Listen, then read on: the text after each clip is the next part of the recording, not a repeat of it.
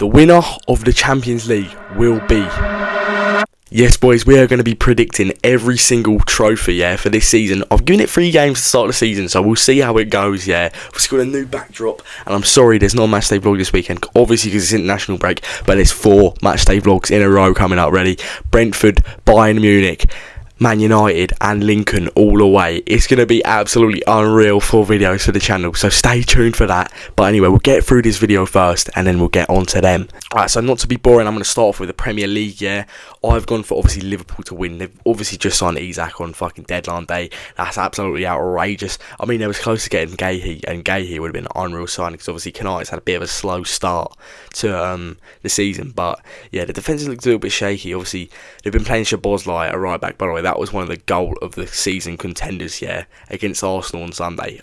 Oh my god, that was unreal. And obviously, you can look at other teams like Chelsea and Arsenal maybe contesting for the Premier League, but the thing is, with Arsenal, I feel like Arsenal are just too, happy to go away at Big Six team, and go and get a fucking point, do you know what I mean? And then they'll try and get a point, and then they go and lose like they did at Anfield on Sunday. It's absolutely embarrassing mentality, And honestly, if they don't win a trophy this season, I think it's got to be his time for Arteta. It has to be. Because what he's getting, his 8th season of project right now, and he still ain't won anything, oh my god, they've been challenging over the Prem for 3 years now. They have to go and fucking try and win, do you know what I mean? And my dark horse, I've gone for Everton, Everton, I think, oh mate, they have looked really solid. I mean, the first game I feel like was just a bit of a hiccup, do you know what I mean? Because Ellen Road is going to be rocking on the first day. But they've been linking up really well. Obviously, Jack Grealish, that front three of Jack Grealish, Beto ain't great, but do you know what I mean? He does the job. And last season, on the counter, Beto was unreal, do you know what I mean? So, he can have good spells in the Prem, do you know what I mean? He can have good spells in the Prem. But, and obviously, Iliman Ndiaye, wow, what a player. He's actually such a baller, I'm not even lying, but I rate him, he's so agile, he's just a tricky little player, I swear, he's quality. But anyway, Liverpool and Everton, bit of a strange two to have, but Liverpool obviously as the champions, and Everton as the dark horses for the Premier League. Let's move on, to the FA Cup. Because we're going to leave the Champions League to last. The FA Cup, I've got Chelsea to win the FA Cup. I think we can just go and win a domestic trophy this season. Hang on, though, a second. Later in the video, you'll find out, about Chelsea more. But, I just see us going and winning the domestic trophy. I think we can definitely challenge for the Premier League, but I feel like we will just drop out a little bit, maybe, towards the end of April, start of May. I feel like that's when it will be the end of us. I mean, I don't actually think we've actually played that well in the first 3 games. First 3 games, matchday vlogs, all out, by the way. Go and have a look at them. I don't think we've actually played particularly that great in the first 3 games. I think we've done really well to get 7 out of 9 points, and I feel like VAR's helped us a lot as well, because, to be honest, Eze's goal should have stood. Fucking Josh King's goal should have stood. That definitely should have stood. I said that in a matchday vlog. The game is gone, that goal got disallowed. That is not a careless challenge. But obviously, to be fair to the ref, it's more of the people in the VAR room's fault, because when you look at it like that, the ref is only getting shown that little bit challenge, and imagine having in your ear, you got to go and have a look at this, do you know what I mean? He's being shown that clip of him stamping on his foot, but there's no context to it, do you know what I mean? So it's a tough one for the ref, to be honest. But I don't really blame the ref. I blame all the people in the VAR room. But goal definitely should have stood, and it would have probably been a different game, to be fair, if they got that goal. But it didn't stand, and we went and won 2-0. So, 7 out of 9 points for us. I think we will go and do a domestic trophy this season. And the dark horse is a very, very surprising one. I've gone for Tottenham as their dark horse. Obviously, at the time of recording, probably a few hours ago, Levy has just been stepped down as chairman. Wow, that is huge. To be honest, though, Tottenham fans, I'll be careful on what you wish for, to be honest, because, although Levy's mentality was terrible, do you know what I mean? It's ironic that he's walked away straight after Tottenham won their first trophy in 17 years. Although he's his mentality's bad. Obviously, he had the thing with the second place medals in the Champions League final and that. But I know you didn't jump on players, you lost out on Eze and that because you took too long. But obviously, you've got Xavi Simons now. I just feel I don't know. I feel like you need to be careful what you wish for, because I feel like there will be. Depends what chairman buys you, but it could be a bit dodgy, to be honest. I mean, we've seen it before with the Glazers and that. They won their first 2 games, obviously, 3-0 to Burnley and then 2-0 to Man City away from home, and then lost 1-0 to Bournemouth. But I think that game against Bournemouth just displayed what they haven't got in their team, to be honest. And it's still a long way to go, to be honest, for them. And obviously, with the new chairman, the club's looking on the up. Do you know what I mean? So Yeah, I can just see him at the end of dark horse, maybe semi-finals or final. Do you know what I mean? And then lose to us. That's why I've got us as the winners.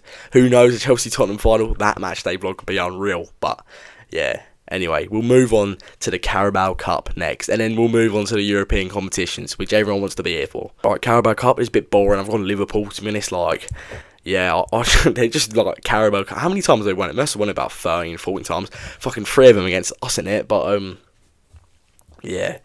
Liverpool, I can just see them winning the Carabao Cup. So I've already explained my point on Liverpool, but yeah. Dark horse, I've got Villa. Villa started off really poorly to this season. Obviously, they've got 1 point right now, as in a 0-0 draw against Newcastle, yeah.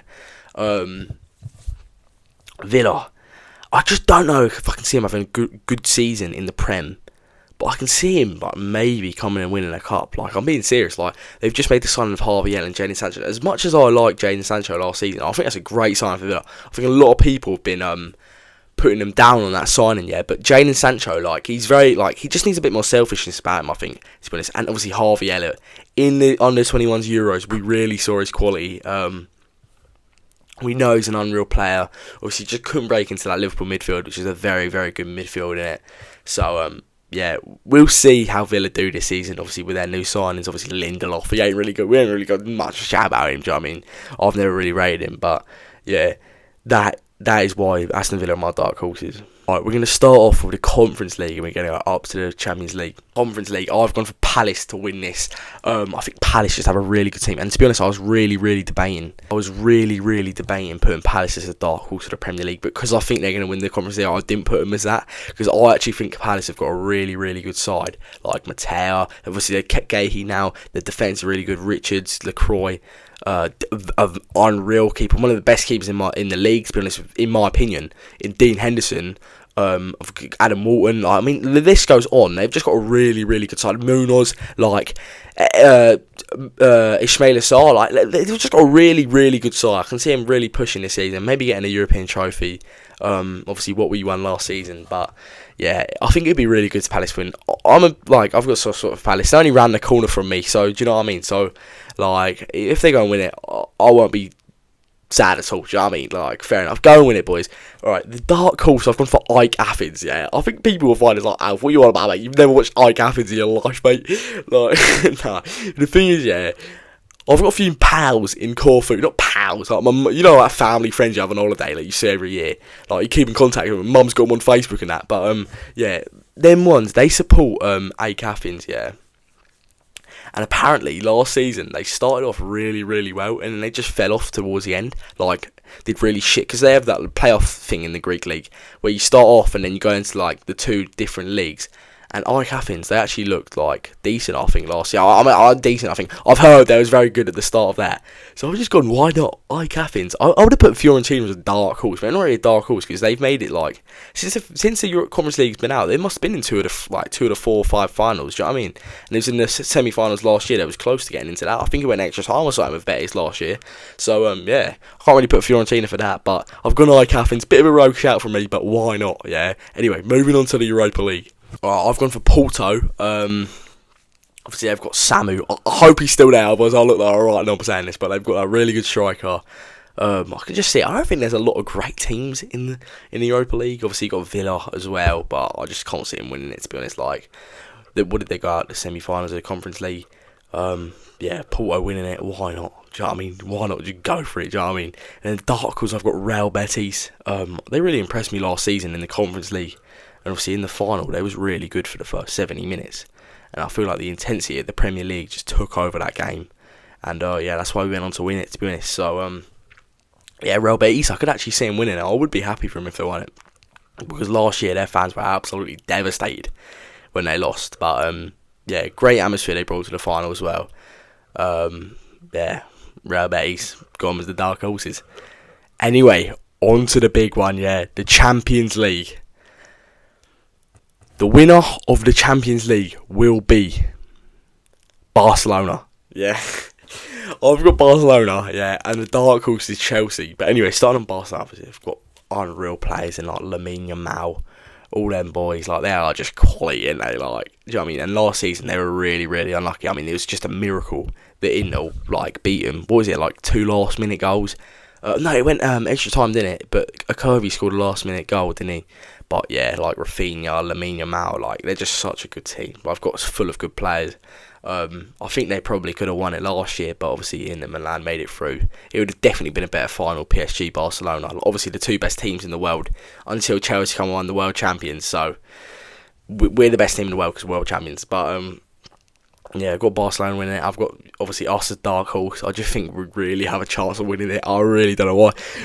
We could come back to this on the 30th of May, win on matchday vlog in Budapest, yeah. We'll come back to this clip right now, yeah, when we're 1-0 up against bloody Barcelona in the final.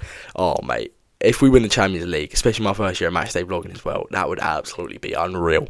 But, yeah, I just think we really do have that quality. I feel like we just really do stand a chance. I feel like we saw the magic we bring to them sort of competitions in the Club World Cup, yeah. Only team in London with the Champions League, so, yeah, why not make it 3 times, you know what I mean? I can see us actually doing it, but obviously it's a bit deluded to say at the moment. But if we actually do win it, we'll come back to it.